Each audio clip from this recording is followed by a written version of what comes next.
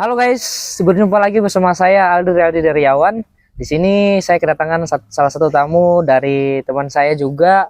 Eh, Teman saya ini kadang kita berjumpa, kadang tidak berjumpa. Dan hari ini baru berjumpa Kadang-kadang. kembali. Dan sudah lama ya tidak berjumpa lagi. Lumayan. Lumayan. Terakhir tuh seingat saya di tahun 2018 atau 2019 itu. 19 kayaknya. 2019. Terakhir kegiatan. Iya, waktu itu kan eh Kaisun sendiri menjabat sebagai Bendahara. bendahara Dewan Kerja Bendahara Cabang. Umum Dewan Kerja Cabang Kota Ternate. Oke, siap. Pengurus pramuka juga. Nah, Bagi yang tidak tahu. jadi ini adalah Kaisun. Kakak ini juga adalah salah satu pengurus dari Dewan Kerja Cabang kemarin yang ketuanya itu Kak Ical. Bukan. M. Nur Gamtohe. M. Nur Gamtohe sebelumnya ya Kamato. Nah, habis itu kemarin itu kan ada yang terpilih juga kemarin, Iya, ketua terpilih Kaical. Kak Ical. Nah, Kaisun itu waktu di pengurusnya Kamato Ya, itu menjabat sebagai bendara umum. umum. Nah, saya sendiri itu menjabat sebagai ketua bidang penelitian dan evaluasi kalau nggak salah. Ya. Nah, jadi sama-sama masa kepengurusan. ya benar Di waktu sekali. itu. Sekarang kalau nggak salah menjabat sebagai ini ya, ketua. Iya, alhamdulillah ini sekarang dipercayakan sebagai Ketua Umum Kohati HMI Cabang Ternate periode 2023-2024. Oh, cuma setahun. 1 tahun saja. Emang pengurusnya Iya, memang ini aturannya kayak aturannya gitu. seperti itu. Kalau di pengurus besar itu 2 tahun. Nah, kalau pengurus cabang sama pengurus komisariat itu 1 tahun masa periodenya. HMI itu apa sih? Tolong mungkin jelasin ke teman-teman yang mungkin nggak tahu. Baik, ini juga untuk yang bagi yang baru masuk jadi mahasiswa bisa. Ini HMI itu himpunan mahasiswa Islam yang memang ini dasarnya dari keislaman dan kebangsaan. Jadi memang kami itu himpunan mahasiswa Islam yang mempelopori kebangsaan dan keislaman untuk umat masyarakat secara banyak dan seluruh Indonesia. Dan HMI sampai sekarang sudah di umur tua, perbedaannya sama kemerdekaan Indonesia hanya 2 tahun karena memang dibentuk pada tahun 1947 pada 5 Februari. Jadi memang perbedaannya cuman 2 tahun saja. Jadi memang sudah usia tua lah, usia lansia gitu. Siap. Kalau misalnya untuk Kohati itu apa Kohati? Kalau Kohati sendiri itu ini badan khusus yang memang ada di himpunan mahasiswa Islam. Nah, Kohati tersendiri itu kalau ibaratnya perempuan di HMI itu Kohati. Nah, kalau secara luas ini perempuan, berarti kalau secara khusus yang ada di HMI itu Kohati. Nah, Kohati ini singkatan yang kepanjangannya Korps Haimiwati. Jadi kumpulan perempuan yang ada di himpunan mahasiswa Islam. Oke, baik. Jadi itu guys, sekedar pengantar dulu tentang himpunan mahasiswa Islam, terutama yang mahasiswa baru yang baru saja boleh join ke kampus, boleh langsung daftar. Iya. Jadi memang sementara ini proses untuk pembuatan perekrutan di latihan Kader 1 Himpunan Mahasiswa Islam. Jadi yang memang yang mungkin baru berjalan semester 1 ini boleh bisa join di Himpunan Mahasiswa Islam.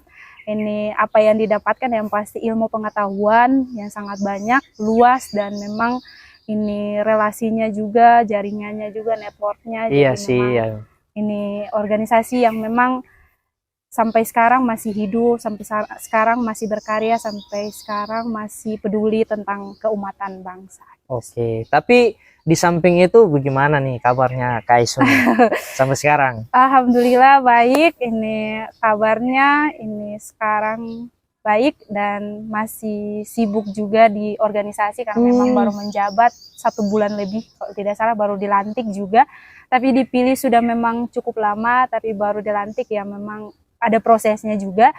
Jadi sibuk organisasi, sibuk ini mengawal agenda-agenda keumatan juga. Selain itu tanggung jawab sebagai ketua, jadi memang masih standby di Ternate dan selingkup dari Kohati HMI Cabang Ternate untuk bisa ini kawal Kohati HMI Cabang Ternate. Berarti agenda-agenda kemarin ada kegiatan nggak untuk HMI? Ada. Nah, banyak sih kalau HMI, Himpunan Mahasiswa Islam yang cabang Ternate itu sudah lumayan. Maksudnya ini kan di dalam situ ada bidang-bidang. Nah, kalau di HMI itu saya bidangnya pemberdayaan perempuan. Nah, kebetulan memang kemarin ini kami sudah selesai kegiatan sosialisasi seks edukasi dini di SD, sekolah dasar. Di SD 70 ada di Kelurahan Togava. Berlanjut Dan SD, SMP iya, sampai insya Allah berlanjut, dan memang ini program ini berkontinu, jadi berkelanjutan. Ini yang pastinya kayak ibaratnya bukan cuma di SD yang ada di SD 70, tapi akan beranjak ke SD-SD lain. Namun prioritas utama sih yang pasti di SD dulu. Kalau kenapa memilih SD, karena ini kalau mengenai kekerasan seksual itu ibaratnya masih tabu untuk anak sekolah dasar. Yang pastinya benar. Apalagi masyarakat yang lingkup masih Maluku Utara gitu. Jadi ibaratnya hal-hal yang seks itu kayak mereka masih anggap masih tabu, masih belum bisa disampaikan atau diberikan edukasi kepada anak-anak yang di usia dini. Sementara hal itu tidak harus diberikan edukasi untuk anak-anak sekolah supaya ini mereka paham juga mengenai tubuh mana yang bisa disentuh, siapa yang bisa menyentuh tubuh mereka dan lain sebagainya. Apalagi kekerasan memang banyak terjadi di sekolah dasar, maksudnya selain pembulian, selain ejekan dan lain sebagainya, juga ada terjadinya misalnya teman sesama teman ini pukul, ini sentuh pantat, sentuh bokong, benar sih, begitu. Benar. Jadi ya kalau kita beranjak saja misalnya sepengalaman mungkin saya dan Al juga ini barangkali pernah di waktu SD kayak misalnya ada yang ini bercanda mengenai ini cubit paha dan lain sebagainya. Padahal itu sebenarnya kayak kalau dari kita di waktu itu ya sebenarnya biasa. Kalau kita ini tidak tahu juga begitu, tapi kalau kita tahu berarti ini paha kita ini tidak bisa disentuh sebenarnya gitu, dari orang lain yang apalagi kalau misalnya ini gurunya laki-laki, terus kayak cubit kayak muridnya yang perempuan, gitu. Jadi harus ditingkatkan gitu soal pendidikan mengenai kekerasan seksual di anak SD, supaya maksudnya ada juga untuk mereka protes bahwa ini tidak bisa sebenarnya. Oke, terus Kak Sun, agenda akhir-akhir ini nih apa nih? Masih tetap organisasi akhir-akhir ini. Kemarin ini tetap masih organisasi karena sibuk banget ya. Ya lumayan, karena kemarin kebetulan juga kami ini menyelenggarakan aksi demo itu sudah jilid 2 mengenai Desa Sageasi. Jadi memang ini Himpunan Mahasiswa Islam. Yang perusahaan yang baru masuk gitu ya? Ya sekitar 5 perusahaan lah yang tercatat yang masuk di dekat di kawasan Desa Sagea itu. Jadi memang sekarang Desa Sagea kena pencemaran lingkungan, jadi memang Himpunan Mahasiswa Islam memang sekarang untuk menggenjot hal ini gitu, hal ekologi ini. Jadi memang sibuknya ya masih ini mengenai organisasi. Jadi kalau secara sibuk biasa ya paling ini sekarang kuliah juga sih lanjut. Jadi memang baru masuk semester 3, jadi baru mau masuk kelas juga. Jadi belum sibuk-sibuk kalau mengenai kuliah. Jadi paling aktivitasnya organisasi sih hampir setiap minggu. Kalau Desa Sagea itu yang kemarin sempat dengar pencemaran lingkungan Gua Bukimororo ya? Iya, Gua Bukimororo sampai ke ini sungainya, sampai keluarlah pokoknya sampai di masyarakat. Jadi ibaratnya masyarakat di sana sudah tidak bisa mengkonsumsi. Udah gak nyaman lagi. Karena kalau air ini kan ya 3 ya, tidak warnanya, rasanya dan ini penciumannya. Jadi ya dari warna saja sudah bisa dilihat bahwa tidak bisa dikonsumsi. Sedangkan, udah agak coklat. Iya, sudah coklat ya. Pokoknya ini banjir lah. Jadi ini yang harusnya masyarakat mengkonsumsi itu setiap hari ini sudah tidak bisa dikonsumsi karena pencemaran lingkungan tersebut. Gua Bukimororo itu tempat wisata ya? Di sana termasuk tempat wisata kan? Termasuk tempat wisata, tempat orang ini berwisata sih. Jadi salah satu ini sumber daya yang ada di Halmahera Tengah sana. Jadi memang sekarang dijadikan spot wisata. Cuman tetap masih dijaga ini kebersihannya dan budaya dan ini pokoknya larangan-larangannya sih masih dijaga. Jadi Tapi karena masuk perusahaan itu yang terganggu akhirnya. iya, dikabarkannya seperti itu. Jadi memang ini beberapa dampak dari ini proses kerjanya industri perusahaan, industri pertambangan ini. Jadi memang ini ada dampaknya ke sana. Namun sampai sekarang ini belum hasil secara ini ilmiahnya belum dikeluarkan. Iya, iya benar. Kesibukan hari ini berarti masih lanjut nih. Masih lanjut Iya, studi. Alhamdulillah kalau keadaan memungkinkan dan memang sekarang sudah semester 2 masuk semester 3 yang di Lanjut semester di ini mana? Universitas mana? di Universitas Hairun. S2. Iya, S2 pasca sarjana. Jurusan Sama dengan jurusan waktu Waktu S1. S1. Jadi ilmu ekonomi. Kalau di ekonomi, kalau di masih S1 itu kan ada bermacam-macam tuh. Oh iya, kalau ya jadi fakultasnya Fakultas Ekonomi dan Bisnis. Di dalam situ ada 3 jurusan. Ilmu ekonomi, ini akuntansi sama manajemen dan bisnis. Nah, kalau saya itu ilmu ekonomi yang dulunya memang banyak tahu tuh studi pembangunan gitu. Oh, ya, ekonomi pembangunan itu. Iya. Jadi memang ini lanjut S2-nya sama karena memang pasca sarjana di Universitas Hairun tuh ada jurusan ekonomi pembangunan sama manajemen. Jadi saya tetap ekonomi pembangunan, masih konsisten. Oke, targetnya kapan? Ya sesuai, ya insya Allah kalau tidak ada kendala mengenai hal-hal yang Minimal tahun lain. depan lah, minimal tahun depan lah. Udah Sudah selesai. Minimal juga di tahun ini sudah bisa proposal lah tesis dan proposal tesis begitu.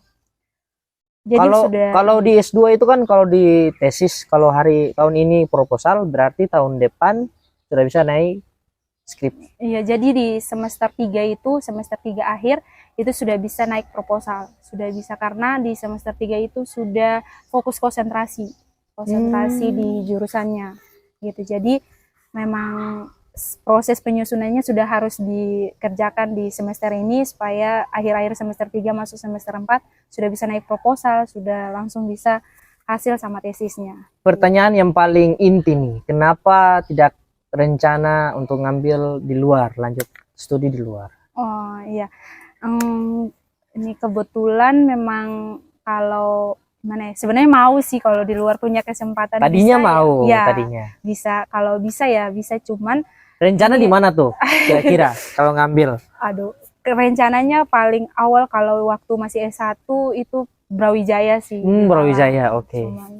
Karena banyak memang dosen-dosen juga dari sana Brawijaya, terus banyak juga memotivasi untuk bisa kayak Brawijaya. Cuman ya dari kondisi ekonomi juga dan keluarga mungkin kalau saya sih ini mungkin ibu saya atau orang tua saya tidak mau saya keluar terlalu jauh karena takutnya seperti itu. Iya benar sih. Jadi memang ya sudah begitu. Ini tidak melanjutkan keinginan keluar dan memang tetap di sini, yang penting tetap lanjut sih. Ya bisa jadi S3-nya mungkin. Ya, insya Allah. Bisa jadi kan ada beasiswa juga. Iya, LPDP dan lain-lain lah pokoknya. Insya Allah. Yang pasti kalau memang orientasinya sudah lanjut ya pasti harus lanjut juga ya. Maksudnya ya jangan berhenti lah intinya. Harus berpendidikan tinggi, penting. Terus Kaisun ini emang asli dari Ternate atau kan dari mana? Oke. Ini saya memang asli dari Bacan, di Halmahera Selatan. Halmahera Selatan, oke. Biasalah yang terkenal batu. Di mana tuh? Di mana tuh? Di Amasing Kota Utara. Kalau biasa orang tahu itu ini Rawabadak. Nah, di situ ini tempat saya tinggal, tempat saya dari kecil. Jadi memang saya dibesarkan dari situ dan keluar dari Bacan atau Halmahera Selatan itu pada saat mau kuliah. Gitu. Sampai sekarang. Sampai sekarang. Ya pulang-pulang sih, tapi standby-nya di sini. Maksudnya karena memang ada ya harus ada yang dikejar gitu, karir dan sebagainya. Gimana tuh kabar orang tua di sana? Alhamdulillah ini baik. Ini terus kemarin sempat ada datang juga ke Ternate. Jadi ya. Kalau di Ternate sama siapa? Ngekos. Kos. Nggak punya rumah. Kos. Oke. Tapi ada tabung-tabung untuk. Iya, tabung kuliah dulu. Iya sih, ya benar. Tabung kuliah dulu. Kuliah sambil kerja atau kayak gimana tuh? Kuliah sambil organisasi, terus ya ada sekarang lagi kerja juga sih, cuman ya jadi staff juga, cuman ya biasa sih, cuman masih bisa bagi waktu untuk kuliah sama organisasi. Jadi memang alhamdulillah juga maksudnya diberikan ruang juga untuk bisa sambil berorganisasi. Dan memang sebelum bekerja juga saya sudah kuliah yang lanjut S2 nih. Jadi memang ya yang penting di manage waktunya, Iya bisa sih. atau tidak sih. Paling penting kan itu yang diajarkan oleh pramuka kan itu, Iya. disiplin waktu. Cocok sekali. Untuk Kaisun sendiri nih, apa yang melatar belakangi Kaisun untuk kayaknya saya harus calon nih untuk jadi ketua Kohati. Waduh. Yang Oke. melatar belakangi itu, atau ada Iya, dukungan iya. kah, dorongan atau dari siapa? Ya, ayo. Yang pasti ini jawaban paling pertama, ini yang pasti di Kohati HMI Cabang Ternate, ini khususnya yang secara luasnya himpunan mahasiswa Islam, khususnya Kohati itu memiliki banyak masalah, banyak masalah internal dan eksternalnya. Jadi memang saya berangkat dari hal-hal masalahnya seperti apa internalnya. Jadi memang ini kebanyakan di Kohati HMI Cabang Ternate itu masih minim SDM-nya, sumber daya manusianya, ini literasinya, dan pokoknya soal motivasi mereka untuk bisa mengembangkan potensi diri itu masih minim begitu. Jadi memang ini salah satu jalan tempuh saya untuk bisa maju ke ketua Kohati HMI Cabang Ternate. Dan kebetulan juga sebelum menjadi ketua itu saya jadi pengurus di Kohati HMI Cabang, jadi ketua bidang internal. Jadi memang tahulah posisi masalah internal di Kohati Cabang itu seperti apa. Jadi memang ibaratnya ya kalau diberi kesempatan ya kenapa tidak begitu. Terus kalau dukungan yang pasti ada dukungan juga sih, maksudnya ada di latar belakang dari yang pasti mereka atau orang-orang mendukung saya yang pasti berangkat juga dari mungkin kinerja saya selama masa periode sebelumnya begitu. Jadi kalau dukungan ada dukungan, terus dorongan juga pasti ada sih, sedikit-sedikit dorongan. Tapi motivasi paling awal sih secara masalah Kohati di internal aja sih. Dukungan oleh si dia ada nggak? Waduh. Ya, pasti ada lah, pasti ada lah. Kayaknya di waktu itu pasti ada lah. Ya, ya pasti. Sedikit saja. Aduh, pertanyaan jebakan nih. Ini berapa anggota pengurus? Di Kohati ini 17 pengurus Kohati. 17 orang. Iya, 17 orang. Dan di dalam kepengurusan itu ada bidang-bidang juga. Ada bidangnya sama sekretaris umumnya dan bendahara umum. Nah, wakilnya ada nggak? Tidak ada. Ketua, sekretaris, bendahara, lalu langsung ke ketua-ketua bidang sama bidang-bidang apa saja tuh? Yang pertama itu pengembangan sumber daya organisasi, biasa disingkat PSDO. Terus yang kedua itu Diklat, ini pendidikan dan latihan. Yang ketiga itu kajian dan advokasi atau disingkat KAVO. Yang keempat itu HAL, yang hubungan antar lembaga. Yang kelima itu TIK, teknologi informasi dan komunikasi. Dan keenam itu ekonomi kreatif. Oke, siap. Gitu sih. Jadi selama menjadi ketua nih, banyaklah kesan-kesan untuk dengan anggota-anggota. Atau sebelum menjadi ketua juga pasti banyak kesan-kesan dengan pengurus sebelumnya pasti. Kesan yang paling dianggap paling berharga yang bisa memotivasikan saya untuk harus ini jadi ketua nih. Oke. Boleh sih. Lanjut. Kesannya yang pasti ini di luar dari yang tujuan untuk bisa mencalonkan diri, kesannya banyak karena memang ini ibaratnya kayak waktu menjabat di Kohati HMI Cabang kan memang baru selesai S1.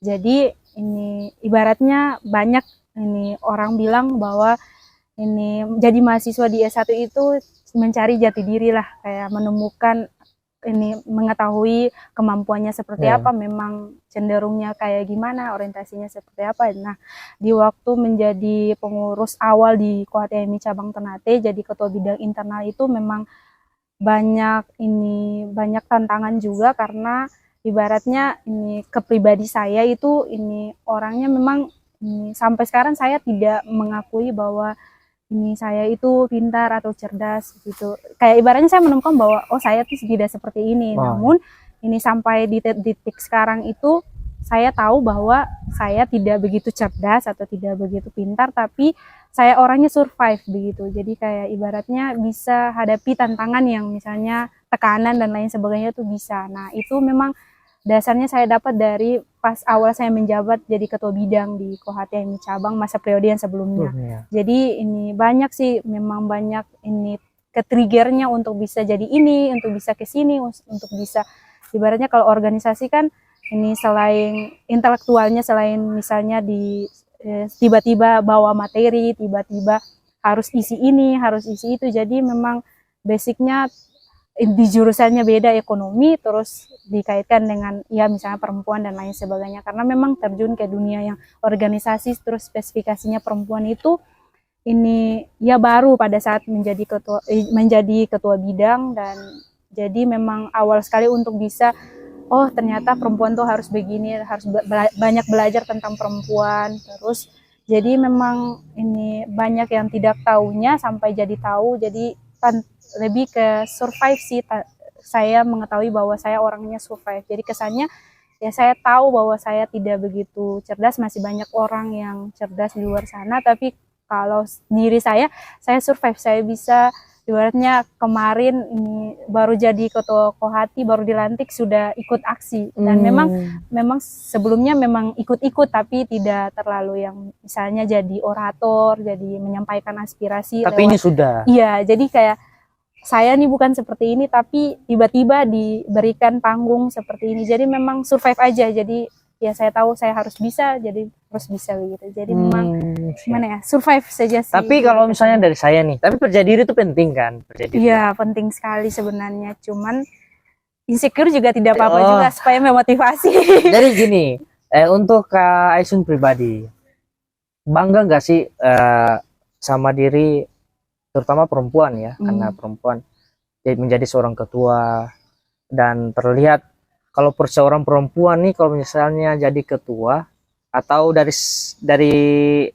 suatu wadah nih tiba-tiba ada perempuan yang kita ketahui dia yang ketua, bangga gak sih jadi itu? Bangga sih, harus bangga. Memang ini bangga sih, ini bahkan sampai sekarang pun saya tidak terfikirkan bahwa saya itu menjadi ketua. Tapi memang ya porsinya memang sudah dapat mungkin jadi ketua. Namun ini di lain hal saya berpikir bahwa sebenarnya orang lain maupun saya itu pantas untuk menjadi ketua. Namun karena memang di KHTMI cabang ini memang lingkupnya perempuan, jadi kalau menantang ya kurang sih, karena ini tidak sesama dengan misalnya menguji potensi dengan laki-laki begitu, hanya sesama perempuan. Tapi lumayan karena menghadapi sesama perempuan tuh berbeda dengan menghadapi dengan laki-laki. Jadi tantangannya lebih ke jatuhnya ini ke perasaan, lebih ke rasionalnya, harus mengimbangi irasional dan rasionalnya seperti apa untuk hadapi perempuan-perempuan yang lain sih. Perlukah dukungan dalam lingkup, kan ada nih yang dalam satu wadah tiba-tiba rasa nggak nyaman sama lingkungan tersebut. Iya sih. Kalau misalnya seorang ketuanya perempuan, perlukah ada lingkungan atau dorongan kayak perempuan tersebut untuk maju lagi, lebih tambah maju lagi? Iya. Ini sebenarnya kalau kita berbicara dukungan, ini kita harus berbicara dulu perempuan ini percaya diri dan motivasinya ke arah situ tidak. Terus, nah motivasi ini kita bicara tentang intrinsik dan ekstrinsik, jadi dari dalam dan dari luar. Nah kalau bicara dukungan berarti perlu perempuan itu untuk bisa misalnya dia memiliki keinginan atau merasa dirinya mampu untuk ke situ, harus ada juga dorongan dari orang lain, dari orang-orang sekitar dan sebagainya, karena ini dari ekstrinsik tadi, motivasi dari luar ini supaya memperkuat ini kemampuannya untuk merasa bahwa dia mampu, dan disupport dari luar, dari eksternal. Jadi bisa, sebenarnya butuh dukungan perempuan untuk bisa mendapatkan sesuatu itu butuh dukungan sekali. Jadi memang ini motivasi dari lingkungan, motivasi dari sosial yang lain-lain itu sebenarnya bisa, mau di organisasi, mau di pokoknya di sektor-sektor misalnya sosial dan ekonomi sebagainya, politik juga bisa, perlu ada dukungan. dari lingkungan ya, dari Iya, dari lingkungan. lingkungan juga perlu. Karena memang ini perempuan nih ibaratnya pada dasarnya memang ya kita memiliki potensi Itu yang lebih bisa sama. percaya diri nggak sih kalau ada dukungan? Iya, karena ibaratnya kayak Atau ada insecure lagi? iya ada pasti. Semua orang, maksudnya semua orang bukan cuma perempuan sih, laki-laki juga ada ketidakpercayaan diri nih ditempatkan sebenarnya bukan cuma perempuan dan laki-laki. Sebenarnya semua punya punya ketidakpercayaan diri. Jadi tergantung dari sosialnya seperti apa, bentuk pendidikan mereka seperti apa dan sebagainya. Nah, kalau soal insecure pasti ada, terus kalau ini mereka tidak percaya diri dan memang butuh dukungan, iya butuh, sangat butuh sekali. Bahkan saya kalau tidak, ini contohnya saya misalnya pandangan saya saja, kalau tidak diberi dukungan juga atau misalnya tidak diberi misalnya Atau dorongan? pertimbangan-pertimbangan kalau kamu ini maju, ini nantinya seperti ini atau harusnya begini dan lain sebagainya. Jadi ada pertimbangan-pertimbangan yang diberikan orang lain atau asupan-asupan yang diberikan itu penting untuk bisa memotivasi orang Baik itu tersebut. asupan negatif, nggak apa-apa. Iya, supaya itu jadi pertimbangan kita juga. Misalnya ini, oh tidak, karena banyak nih masalah-masalah, bukan maksudnya kalau di organisasi itu pasti banyak. Jadi memang ada negatifnya. Misalnya ada ini masukan-masukan negatif yang oh ini sudah tidak bisa nih kalau misalnya saya dan sebagainya. Jadi tapi ada juga yang lainnya support positif. Jadi memang tergantung dari diri kita juga sih. Jadi memang ini masukan-masukan eksternal ini juga penting untuk kita sendiri itu bisa jadi pertimbangan untuk bisa ini rasionalnya seperti apa. Jadi harus sebenarnya penting. Iya, apalagi ini perempuan yang tidak percaya diri itu sangat tuh penting, butuh asupan, butuh nutrisi untuk bisa sebenarnya kamu tuh bisa cuman kayak gitu. Jadi ada motivasi-motivasi dari luar ini memang bisa membuat seseorang itu atau perempuan tersebut itu bisa terdorong untuk bisa maju. Jadi apalagi sama keluarga ya. Iya penting. Keluarga banyak sih, banyak hal dari aspek-aspek apapun itu banyak. Keluarga bahkan sampai ya ada yang mungkin pacar dan sebagainya itu penting, teman, circle-nya. Banyak perempuan-perempuan di luar sana nih merasa mereka itu kalau pulang ke rumah itu tempat ternyaman bagi mereka. Iya. Pokoknya tempat membuang segala rasa penat lah di luar sana untuk di rumah ya. Iya. Tempat pulang yang paling terbaik lah. Tetapi ada keluarga-keluarga yang nggak mendukung. Oh iya, iya. Yang tadinya saya rasa contoh nih, saya rasa lelah nih, tiba-tiba pulang ke rumah. Kenapa ditanya kenapa pulang jam segini pulang ke rumah, padahal nggak tahu nih kesibukan kita di luar sana apa nih, tapi hanya marah. Itu gimana tuh? Khusus untuk perempuan ya? Iya, iya. Ini kalau ya sampai sekarang juga memang masih ada ibaratnya stigma atau anggapan orang lain, masyarakat, bahkan keluarga di dalam ini keluarga secara internal bahkan secara luas lingkungan sosialnya itu memang masih ada stigma-stigma yang selalu dibangun oleh suatu masyarakat.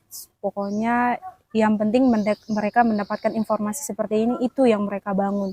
Jadi kalau perempuan misalnya keluar larut terus pulang keluar terus pulangnya larut, terus juga ini pulangnya lat dan dipertanyakan misalnya ini alasannya apa, kenapa pulang lat dan sebagainya. Meskipun kita menjabarkannya oh kita pulang lat padahal udah masuk akal sekali, ya, rasional dan lain-lain, masih tetap dianggap hal ini berkonotasinya negatif karena ini selalu ini perempuan pulang larut itu dianggap ini oh tidak bagus, oh tidak baik, karena memang sampai sekarang masih menjadi budaya masyarakat yang dimana masih terkonstruk pikirannya bahwa perempuan yang pulang larut itu perempuan yang tidak bagus karena memang sudah ada contoh-contohnya dan lain sebagainya. Tapi juga ada contoh baiknya, bisa jadi perempuan itu pulang larut ini karena memang memiliki kebutuhan di luar di waktu jam itu misalnya, dan misalnya ada yang sakit, terus sekarang kan memang sudah berada di ibaratnya perempuan tuh sudah diberikan ruang yang luas untuk bisa bekerja, bisa juga berekspresi dan lain sebagainya. Ini karir, tuntutan karir dan sebagainya. Jadi ini kalau ini positifnya memang banyak, bukan positifnya, tapi maksudnya ini kalau memang perempuan itu memiliki alasan, ya kenapa tidak begitu dia pulang larut. Siapa tahu mungkin dia kerja dan shiftnya jam larut, terus pulangnya larut begitu. Namun kebanyakan ini bukan terjadi di keluarga sendiri sih, tapi di misalnya masyarakat kayak tetangga gitu. Jadi memang sebenarnya itu keluarga nggak ngerasa apa-apa, tapi karena ada masukan ini nih dari masukan-masukan negatif yang memang dari tetangga atau masyarakat yang keluarga kita jumpai. Jadi memang ini selalu ini dibangun begitu. Jadi memang ini kalau ditanya kenapa pulang larut, pasti orang tuh cuman menilai, tapi tidak mengetahui alasan dibalik kenapa dia pulang larut itu seperti apa. Jadi kalau sekarang sih masih sampai sekarang, bahkan di kehidupan mungkin saya atau teman-teman perempuan yang lain juga, ini pulang larut itu masih menjadi stigma bahwa dia tidak bagus pulang larut. Jadi ada, bahkan juga ada ini pernyataan yang keluar, kalau saya pulang larut juga saya tidak hamil begitu dan lain sebagainya. Ibaratnya ya kita mau merespon dengan hal baik juga percuma begitu, karena tetap dianggapnya negatif. Jadi memang banyak perempuan merisi akan hal tersebut. Jadi ini kalau mau bilang ini pulang larut dan tidaknya, ya itu tergantung sih. Kalau kebutuhannya mereka seperti itu, ya kenapa tidak begitu. Sebenarnya masyarakat kita saja yang masih tertutup dengan pemikiran mereka. Jadi kalau soal pulang larut saya tidak masalah kalau seseorang itu memiliki alasan, ya tidak apa-apa, karena ibaratnya saya dengan laki-laki itu sama soal pulang larutnya. Maksudnya ya beda sih soal kesehatan, kajian soal kesehatannya, tidur begadang dan sebagainya. Tapi kalau orang memiliki ini tujuan yang berbeda, kebutuhan yang berbeda, ya kenapa tidak begitu. Dukungan keluarga nih saya anggap agak penting lah, karena perempuan-perempuan di luar sana, apalagi yang generasi yang sekarang ini, yang baru, istilah dari orang Ternate bilang tuh anak-anak yang baru naik badan. Jujaru. Terkadang tuh mereka kalau misalnya dapat masukan negatif dari keluarga, kadang tuh mereka nyari kenyamanan di lingkungan lain, di luar rumah lah. Nah, istilah paling tren itu broken home dan lain-lain. Karena di rumah yang tadinya dianggap tempat paling nyaman nih, tiba-tiba dibuat tidak nyaman, mungkin karena faktor keluarga, orang tua yang mungkin karena kerjaannya, sibuk kerjaan, lupa perhatian sama anak-anaknya, atau mungkin karena orang tuanya udah pisah. Nah, anaknya ini mungkin salah ini nih, yang tadinya semangat untuk ikut organisasi, semangat untuk bekerja tim, tiba-tiba karena pengaruh broken home ini udah nggak lagi nih. Nah, kira-kira tanggapan Kak Aisyun itu gimana tuh? Ya. Baik, ini kebetulan ini alhamdulillah saya bukan keluarga broken home, jadi memang menilai ini agak sensitif sih. Cuman sebenarnya kembali ke diri orang itu masing-masing sih. Soal keluarganya broken home, soal keluarganya ya baik-baik saja, yang biasa diistilahkan keluarga cemara, terus keluarga broken home. Jadi sebenarnya kembali ke anak itu tersebut sih. Kalau soal faktor lingkungan, sebenarnya kalau menurut saya atau sepengalaman saya itu tidak terlalu berpengaruh. Tidak terlalu, misalnya karena dia broken home terus dia memiliki lingkungan yang perokok, atau ya perokok sih maksudnya saya tidak menganggap itu hal buruk juga. Cuman kayak misalnya ini narkoba atau lem dan lain sebagainya itu, terus dia ikut serta ke dalam hal itu karena lingkungannya. Tapi sebenarnya secara tidak langsung ini saya menganggap, menurut saya itu tidak terlalu berpengaruh kalau anak itu tahu bahwa itu tidak baik untuk dirinya gitu. Jadi sebenarnya tergantung dari kebijakan anak tersebut. Cuman ya tergantung umur juga nih, misalnya iya benar sih. Kalau ya dewasa mungkin ya kita menganggap itu tidak baik, tapi kalau anak kecil yang pasti ini juga. Yang makanya mau memang cari jati diri. Makanya memang kalau ini keluarga iya pengaruh juga, karena kalau broken home tapi itu untuk anak-anak, karena ini ibaratnya kalau misalnya dia dititipkan di neneknya dan sebagainya, pasti neneknya mendidik sesuai masanya, Iya. sesuai masanya nenek tersebut. Nggak update itu Upgrade didikan. yang didikan yang sekarang ini mungkin. Jadi ibaratnya ada yang leluasa, ada yang tidak begitu. Jadi tergantung, kalau memang pengaruh sangat berpengaruh dan dicari rumah ternyaman di luar ya iya pasti kebanyakan. Nah kalau yang misalnya sudah SMA atau kuliah dan sebagainya itu saya rasa tidak terlalu berpengaruh soal ini dampak lingkungan dari luar, karena kita sudah bisa memilih mana yang baik dan mana yang buruk. Nah jadi tergantung orang tersebut mau tidak terjun ke lingkungan. Ada juga orang yang memiliki lingkungan misalnya pemabuk tapi dia tidak mabuk, tapi dia ada di lingkungan itu. Jadi memang tergantung bijaknya seperti apa sih.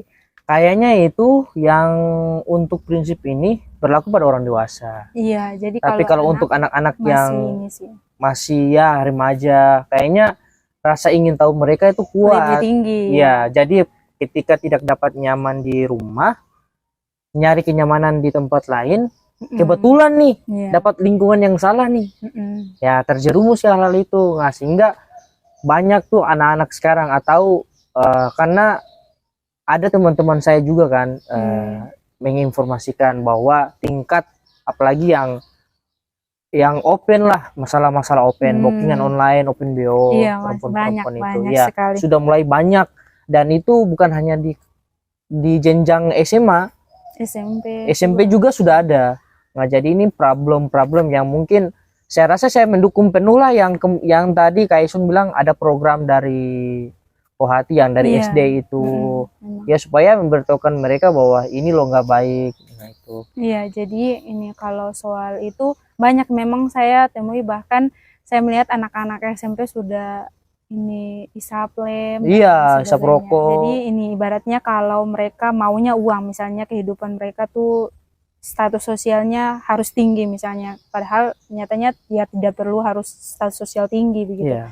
Cuman karena gengsi dan lain sebagainya, jadi ini mereka ingin mendapatkan uang, peroleh uang. Nah ini siswa dan siswi kan pasti ini misalnya entahlah orang tua mereka itu secara ekonomi menengah atau rendah dan sebagainya, tapi misalnya tidak dapat uang yang mereka inginkan dari keluarga, orang tua dan sebagainya, mereka memilih untuk jalur luar. Nah sementara ini jalur yang ditempuh untuk anak-anak yang SMP, SD, SMA itu masih misalnya dapat uangnya masih ya tidak bisa terlalu Jadi secara instannya banyak ya, misalnya cari supir oto atau mereka dengan supir oto, ada juga om-om misalnya yang dia sering di oto ditawar-tawari, dan juga ini kayak jadi open BO dan lain sebagainya, karena kebanyakan secara ini tuh mereka berpikir mereka mendapatkan akses uang itu dengan mudah dengan cara misalnya benar. Hal-hal yang seperti itu. Jadi ini kalau menurut saya penting sekali pendidikan mengenai hal ini, karena hal-hal yang instan ini sederhananya ya kita lebih suka bikin mie daripada ini bikin ikan dan lain sebagainya, rampanya lebih banyak, instannya mie begitu. Nah memang banyak orang lebih mudah dapat uang dengan cara-cara seperti ini. Nah hal ini tuh instan begitu, mudah sekali untuk mereka dapatkan, yang penting mereka bisa open dan lain sebagainya, jadi bisa dapat uang paling 1 jam 2 jam atau 1 malam sudah dapat uang misalnya 300, 500 dan sebagainya. Jadi hal ini tuh mereka akses dengan mudah, jadi ibaratnya sudah menjadi biasa, jadi ya orang banyak tidak tahu juga, jadi bukan masalah buat mereka sih sebenarnya. Saya itu kemarin pernah, karena ini kan Ternate ya kecil, jadi banyak anak-anak itu yang kita udah tahu nih teman kita, temennya lagi open BO, kita udah tahu nih alasan ini kenapa. Jadi saya rasa ada 3 kemungkinan. Yang pertama itu mungkin saja broken home tadi yang saya bilang, tidak di lingkungan keluarganya tidak mendukung, atau mungkin karena kenyamanan di keluarga gak dapat feelnya. Terus yang kedua mungkin karena kurangnya ekonomi di keluarga. Yang ketiga mungkin karena faktor pergaulan. Misalnya kayak gini, ada satu cewek nih cantik nih, karena dia yang open BO duluan, uangnya udah banyak, beli skincare lah, bajunya celananya ganti-ganti. Nah yang satunya nih rasa nih, ih, istilah orang terlatih loh yang ini, masa dia pegaya ganti-ganti terus saya pegaya bagi-bagi Gengsi ini sudah. tadi. Iya, makanya itu masuklah dalam lingkungan itu. Iya, iya sih. Jadi perlu ya, perlu lingkungan positif lah yang Iya, perlu, sangat perlu sekali. sejak dini. Harus. Jadi memang ini misalnya orang tua atau keluarga dan lain sebagainya harus memilih untuk mereka anak mereka atau adik dan sebagainya itu ini memiliki circle pertemanan seperti apa yang harus baik. Ibarat dulunya bahkan kita pun di waktu SD pasti disuruh jangan berteman dengan yang ini karena ini. Jadi memang itu juga sudah harus dipilah begitu. Jadi penting juga sih, cuman kalau secara ini besar atau tidak dampaknya tergantung memang ini pendidikan anaknya dari keluarganya seperti apa. Nah kalau broken home ya pastilah banyak ini yang kemarin juga ditemukan di Benteng Orange sana yang yang ganja itu banyak juga ya. Banyak. Ini orang tuanya broken home, terus banyak mereka lari kenyamanan di luar, termasuk dengan komunitas dan lingkungan mereka. Jadi butuh pendidikan, sangat butuh untuk ini soal edukasi sejak dini dari SD dan sampai mereka SMA. Jadi yang penting kita tahu bahwa ini hal-hal yang bebas ini bisa berpengaruh terhadap seseorang itu. Jadi dampaknya besar begitu, dampak negatifnya, karena ya hal yang bebas ini bisa menjerumuskan orang tersebut ke hal-hal yang tidak baik. Iya. Di samping itu, bagi tips dong Kaisun, menjadi perempuan hebat tuh kayak gimana tuh? Oke. Di samping itu menjadi perempuan hebat kan banyak nih, dan juga banyak teman-teman saya di luar sana juga kalau mau jadi ketua seperti Kaisun itu gimana tuh? Jadi perempuan yang tangguh lah.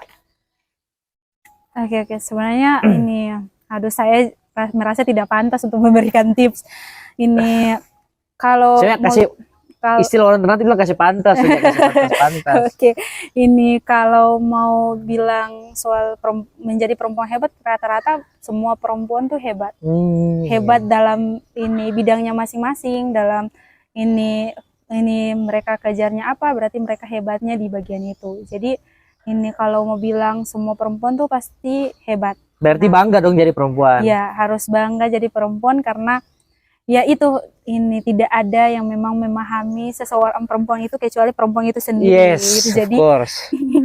Jadi memang ini kalau tipsnya ini yang pasti ini experience saya lah, misalnya pengalaman dari saya juga, karena ini saya bukan motivator juga. Jadi kalau ini menjadi bangga atau membuat perempuan itu bisa bangga dengan menjadi hebat dan lain sebagainya sih.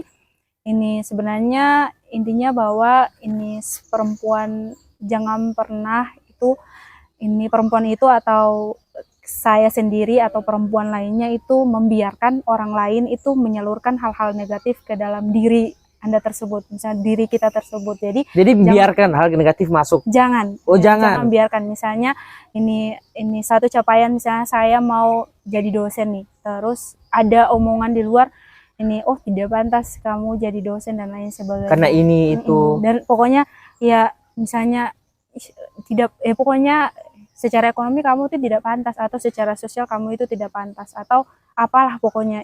Jangan membiarkan hal-hal yang saluran negatif ini masuk ke dalam diri, terus menggerogoti diri dan membuat Anda itu tidak bisa maju begitu. Jadi memang hal-hal negatif ini jangan pernah orang lain itu bisa menenggelamkan atau membiarkan Anda itu jatuh ke bawah dalam pencapaian-capaian atau cita-cita yang memang tujuan dan lain sebagainya yang bisa perempuan itu capai gitu. Jadi jangan pernah biarkan sih, kalau memang perempuan itu biarkan saluran negatif itu masuk ke dalam diri mereka, maka bisa jadi orang itu akan tidak maju, bisa jadi perempuan itu tidak maju. Tapi ada juga yang lebih bijak, bisa meminimalisir hal itu dengan menjadikan hal ini sebagai acuan. Oh, saya bisa kok mungkin dia tidak suka dan lain sebagainya. Jadi dia ini mengeluarkan bahasa tersebut, tapi saya rasa saya bisa. Ada juga tapi banyak yang cuman orang mengejek atau sebagainya, menjatuhkan dan sebagainya, banyak yang langsung terpengaruh dengan hal tersebut. Jadi untuk menjadi hebat jangan biarkan orang lain itu pengaruh-pengaruh negatif lah masuk. Membuat Anda itu bisa jatuh ke bawah gitu. Yang harusnya Anda sudah di tangga bagian atas tapi harus jatuh karena omongan orang lain. Ini terakhir, paling terakhir. Nasihat buat dari Kaisun buat perempuan-perempuan di luar sana ya, yang tidak percaya diri, lebih banyak kayak insecure-nya.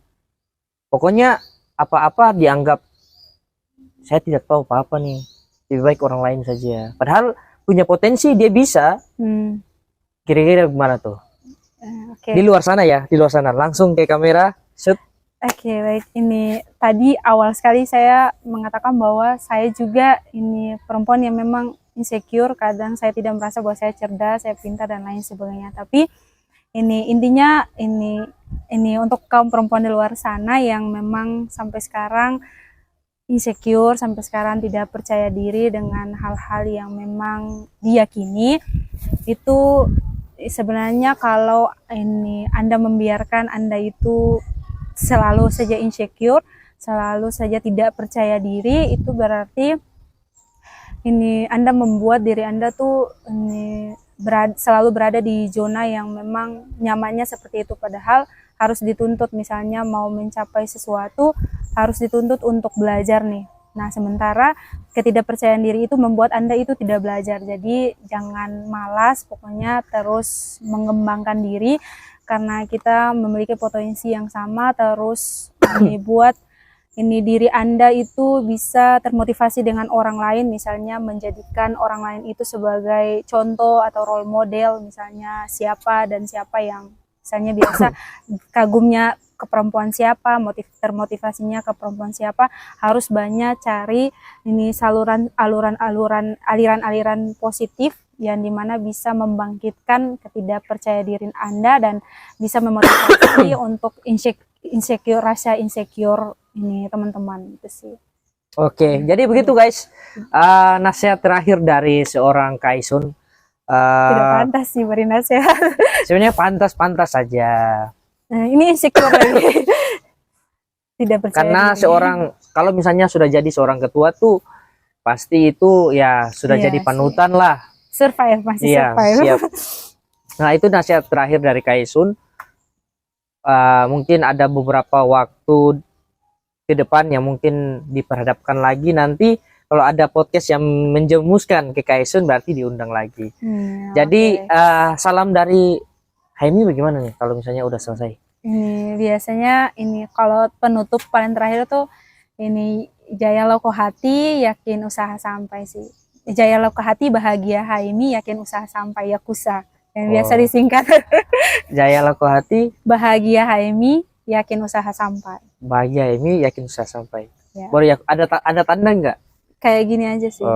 Berarti Kaisun nanti ngomongnya jaya lako hati, saya sama-sama bahagia Haimi, yakin usaha sampai. Oke, langsung start. Oke, sama-sama. Aduh. Sebagai penutup ya. 1, 2, 3.